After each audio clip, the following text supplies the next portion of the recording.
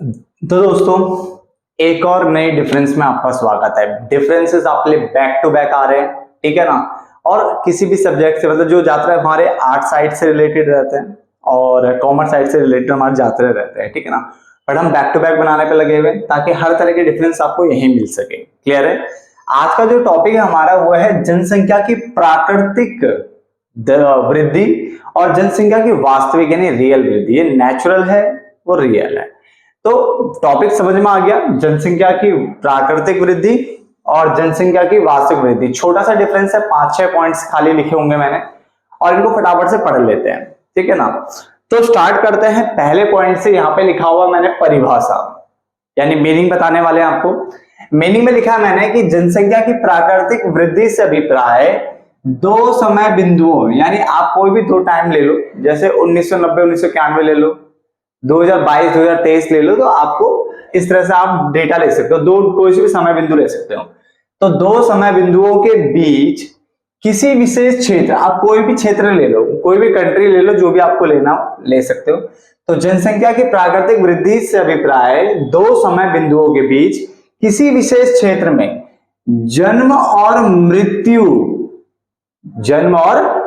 के बीच के अंतर से होने वाली वृद्धि को जनसंख्या वृद्धि कहते हैं। देखो प्राकृतिक है, प्राकृतिक में तो बस या तो जन्म हो सकता है, जो जन्म होते रहते हैं, या मृत्यु हो सकती है, दो की बात होगी। तो उसने बोला जनसंख्या की प्राकृतिक वृद्धि से अभिप्राय दो समय बिंदुओं के बीच किसी विशेष क्षेत्र में जन्म और मृत्यु के बीच के अंतर से होने वाली वृद्धि को क्या कहते हैं? जनसंख्या की प्राकृतिक वृद्धि कहते हैं। जबकि जनसंख्या की वास्तविक वृद्धि जो होती है वो किसी क्षेत्र में जनसंख्या में होने वाली कुल यानी टोटल परिवर्तन को बताता है। ठीक है, तो ये बता रहा है टोटल परिवर्तन को बताता है, जिसमें जन्म भी आएगा मृत्यु भी आएगा, यानी ये तो आएगा आएगा। उसके अलावा प्रवास आता है बेटा। क्या आता है? प्रवास आता है, जिसमें आप्रवासन आता है, आप्रवासन और उत्प्रवासन। ठीक है, तो ये दोनों शामिल होते हैं बेटा। तो एक तरीके से देखा जाए तो एक पॉइंट हम यहाँ और बढ़ा सकते हैं, इसमें बताऊंगा कैसे, ध्यान से सुनना। तो जनसंख्या की प्राकृतिक वृद्धि से अभिप्राय दो समय बिंदुओं के बीच, यानी दो समय बिंदुओं के बीच किसी विशेष क्षेत्र में जन्म और मृत्यु के बीच के अंतर से होने वाली वृद्धि को तो हमने बोल दिया जनसंख्या की प्राकृतिक दर। और हमने यहाँ पे बोला ये किसी विशेष क्षेत्र में जनसंख्या में होने वाली कुल परिवर्तन को बताता है, जिसमें जन्म भी आएगा मृत्यु भी आएगा। प्रवास में दो चीजें आ जाती है बेटा, एक प्रवास भी आता है जिसमें आप्रवासन और उत्प्रवासन यहाँ पे शामिल है। आगे सूत्र यानी गणना की अगर हम बात करें तो इसको निकालने के लिए, जनसंख्या की प्राकृतिक वृद्धि को निकालने के लिए जन्म में से मृत्यु घटाई जाती है। क्लियर? जबकि जनसंख्या की वास्तविक वृद्धि निकालने के लिए जन्म में से मृत्यु घटानी है। आप्रवास आपको ऐड करना है, या आप्रवासन लिख लो, इसको ऐड करना है और माइनस करना है उत्प्रवास। ठीक है ना। आप्रवास और उत्प्रवास क्या होता है मैं नेक्स्ट वीडियो में डाल दूंगा डिफरेंस, इसके बारे में हल्का से समझा देता हूं। आप्रवास मतलब होता है जब कोई बाहर से हमारे यहाँ पे आया तो आप्रवास हो गया, ठीक है ना। और हमारे देश से कोई छोड़ के बाहर चला गया तो उत्प्रवास हो गया। तो अगर आपसे वो वास्तविक वृद्धि कितनी हुई, तो जितने ने जन्म लिया, मान लो 100 बंदों ने जन्म लिया, तो 100 मान लो कोई से 20 बंदे चले गए तो 100 में से 20 गया 80 तो यहाँ बच गया। उसमें से बाहर देश से आए मान लो 10, तो 10 और जोड़ दो, तो 100 में से 20 गया 80 में 10 जोड़ा तो कितना हो गया 90। और मान लो हमारे यहाँ से भी 7 छोड़ के चले गए, तो 90 में से 7 और घटा लो, आपका आंसर आ जाएगा।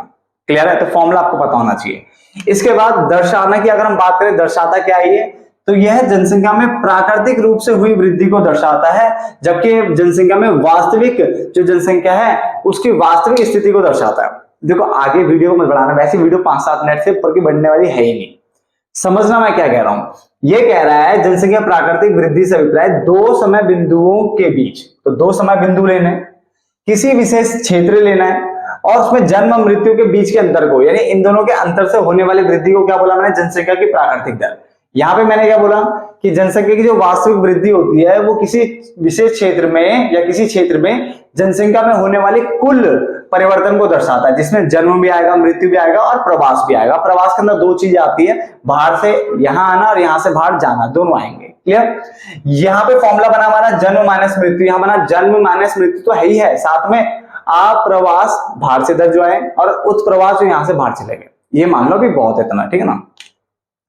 ये जनसंख्या में प्राकृतिक रूप से हुई वृद्धि को दर्शाता है, ये जनसंख्या में वास्तविक वृद्धि को दर्शाता है। यहां तक तो कोई दिक्कत नहीं, एक पॉइंट मैं एक्स्ट्रा बता दूंगा बेटा आपको। क्लियर हो गया ना? चलो अब प्रवास की बात करें तो इसके अंदर प्रवास आता ही नहीं, कि इसमें सिर्फ जन्म मृत्यु आता है, तो इसमें प्रवास को शामिल नहीं किया जाता, तो इसके अंतर्गत प्रवास को शामिल नहीं किया जाता, जबकि इसमें प्रवास को शामिल किया जाता है। सिंपल सिंपल से पॉइंट हो गए ना। उसके बाद घटक की बात करें तो इसमें दो घटक आते हैं, इसके अंतर्गत दो घटकों को शामिल किया जाता है, जन्म और मृत्यु, जबकि इसके अंतर्गत चार घटकों को शामिल किया जाता है, जन्म आता है, मृत्यु आता है, आप्रवासन आता है और उत्प्रवासन आता है। कोई दिक्कत तो नहीं। इसके अलावा एक पॉइंट और आप बढ़ा सकते हो कि इनमें से बड़ा कौन है, ठीक है, बड़ा कॉन्सेप्ट कौन है, तो बेटा यही बड़ा कॉन्सेप्ट होगा। पता नहीं इसमें चार चीजें आ रही तो ये बड़ा होगा, ये क्या कौन सा कॉन्सेप्ट होगा, छोटा कॉन्सेप्ट होगा। क्लियर हो गया? तो ये भी आप लिख सकते हो चाहे तो, कि इसके अंदर चार चीजें आ रही है तो ये विस्तृत है, ये थोड़ा विस्तृत है, इसका जो रूप है वो विस्तृत है, बड़ा है, जबकि ये छोटा है, संकुचित है, ये संकुचित है, छोटा है, ये विस्तृत है, इसमें चार चीजें उसमें दो चीजें हैं। क्लियर है ना? समझ में आ गया? छोटा सा डिफरेंस था, देखो ज्यादा टाइम लगा भी नहीं और आपको शायद समझ में आ भी गया होगा। फटाफट से नोट डाउन कर लो। मिलते हैं फिर एक नए डिफरेंस में, तब तक के लिए धन्यवाद दोस्तों।